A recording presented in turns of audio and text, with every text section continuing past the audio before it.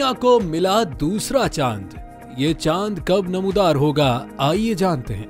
माहिरीन फलकियात के मुताबिक जमीन को एक और चांद मिलने वाला है जो आइंदा हफ्ते से उसके मदार में चक्कर लगाना शुरू कर देगा।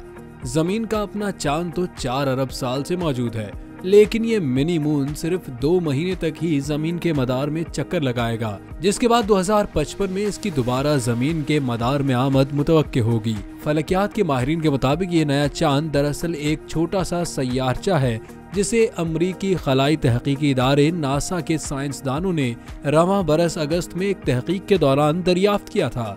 इस नए चांद को 2024 में PT5 का नाम दिया गया है। माहिरीन के मुताबिक इस चांद की रोशनी चांद जैसी नहीं होगी और इसे इंसानी आंख से देखा नहीं जा सकेगा।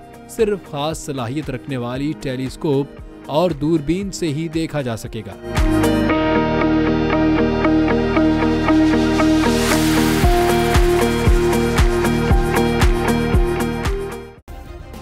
सब्सक्राइब करें और बेल दबाएं ताकि कोई खबर रह न जाए।